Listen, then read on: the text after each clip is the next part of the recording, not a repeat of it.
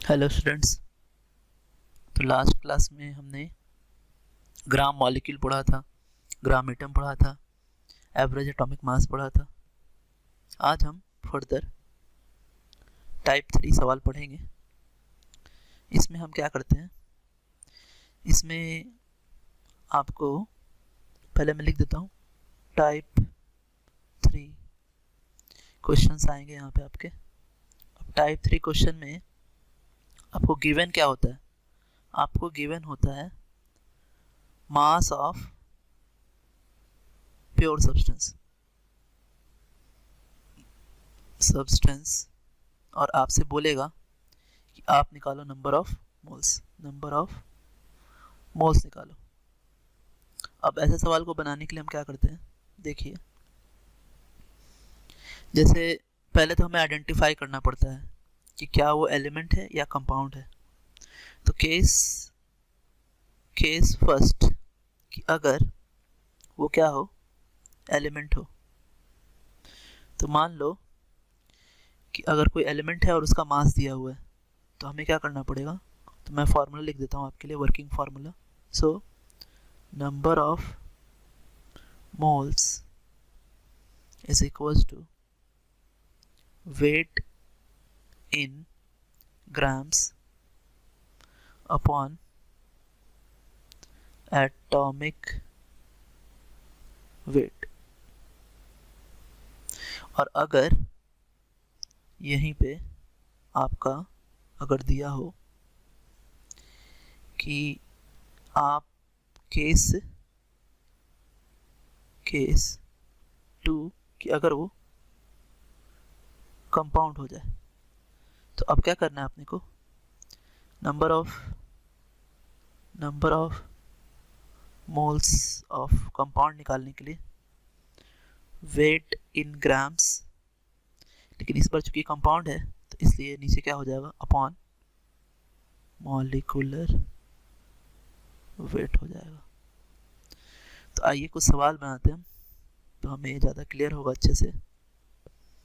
देखिए कुछ सवाल बनाते हैं। जैसे आपसे क्वेश्चन में दिया,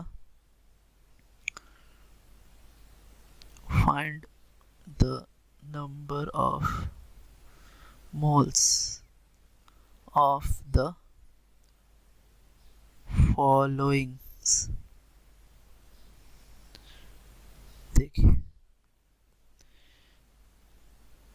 2.3 gram of Na,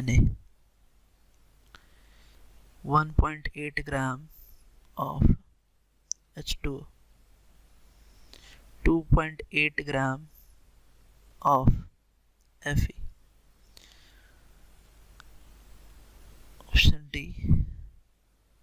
question D actually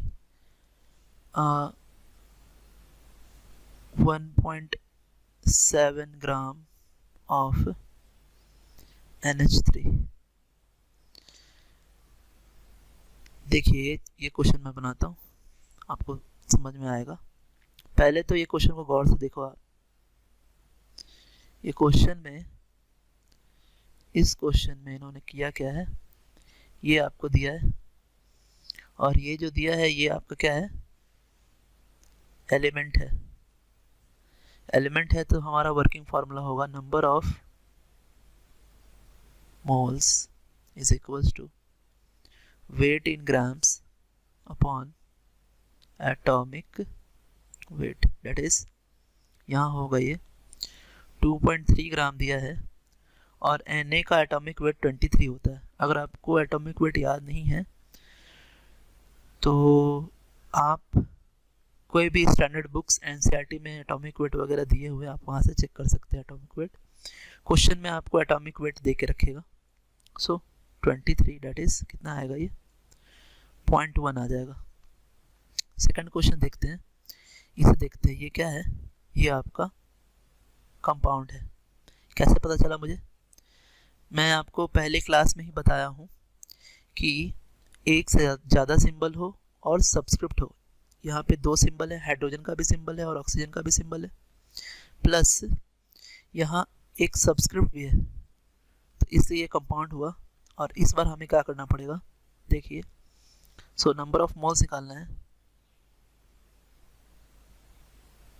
is equals to weight in grams upon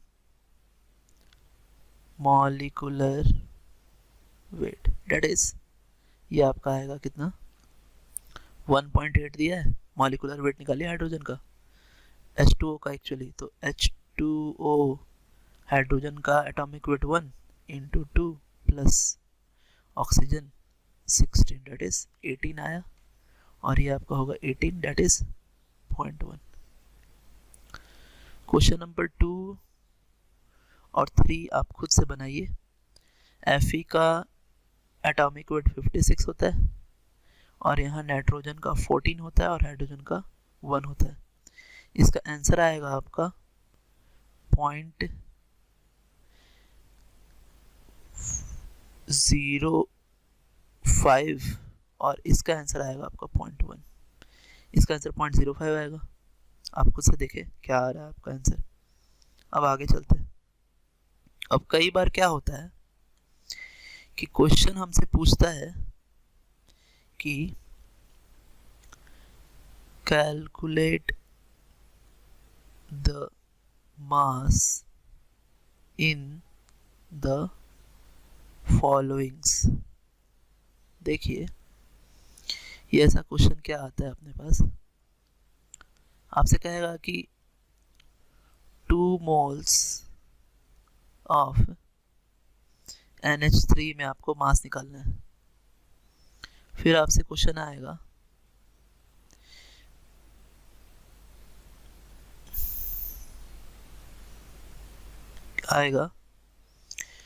कि 0.1 मोल्स ऑफ Ca। फिर आ सकता है कि 10 मोल्स ऑफ CaCO3। आपको मासेस निकालने हैं यहाँ पे। तो नॉर्मली देखो आप जो अपना फॉर्मूला है वो फॉर्मूला क्या है, number of moles is equals to weight in grams upon atomic weight. किसके लिए, एलिमेंट के लिए। और कंपाउंड के लिए क्या है, number of moles is equals to weight in gram upon molecular weight. अब देखो आगे आप, अब हम करेंगे क्या कि अगर मान लो आप कि मैंने इसे थोड़ा आगे बढ़ाया, आगे बढ़ाने के बाद मैंने लिखा कि वेट इन ग्राम्स, ये एलिमेंट में ही चल रहा है आपका, is equals to number of moles into atomic weight is, इसमें अगर आगे बढ़े तो होगा weight in grams is equals to number of moles into molecular weight. तो जब एलिमेंट हो तो इस तरीके से हम मास निकाल सकते हैं, और जब कंपाउंड हो तो इस तरीके से हम मास निकाल सकते हैं। अब देखिए पहले तो हमें पता करना पड़ेगा कि ये है क्या एक्चुअली। ये आपका कंपाउंड है, तो अपने को जब इसका मास निकालना है क्वेश्चन ए का, तो हम क्या करेंगे कि वेट इज इक्वल टू कितना होगा, 70 molar mass into 2, that is 34 होगा। ऑप्शन बी, अब क्वेश्चन बी एक्चुअली यहाँ पर वेट निकालना है तो नंबर ऑफ मोल्स लीजिए और उसके एटॉमिक मास, चूँकि ये क्या है आपका एलिमेंट है तो इसलिए इसका क्या होगा, एटॉमिक मास होगा। और ये एटॉमिक वेट से हम, ये एटॉमिक मास दोनों सेम बात है, तो एटॉमिक वेट से हम इसके मल्टीप्लाई करेंगे, ये आपका आएगा 4 ग्राम, ये आएगा 34 ग्राम। आगे ये आपका कंपाउंड है, तो इसका वेट अगर हम निकालेंगे तो इसका वेट आएगा आपका कितना, 10 इंटू उसका मोलर मास कितना होता है 40 plus 12 plus 16 into 3 that is 100। तो ये आपका हुआ 100 डेट इज 1000 ग्राम। तो स्टूडेंट्स आज हमने सीखा कि किस तरीके से हम अगर ग्राम दिया रहे, मास दिया रहे तो उसका नंबर ऑफ मोल्स कैसे निकालते हैं, और अगर मोल्स दिया रहे तो हम उसका मास कैसे निकालते हैं। इसमें हमने देखा दो केस होते हैं, एलिमेंट होता है, कंपाउंड होते हैं। वेरियस तरह के सवाल बनाए हमने फाइंड आउट किया एलिमेंट के लिए क्या होगा, कंपाउंड के लिए क्या होगा। फिर हमने नंबर ऑफ मोल्स दिए हुए हैं तो उसके मासेस निकाले। तो आज के लिए इतना ही students, have a nice day, thanks.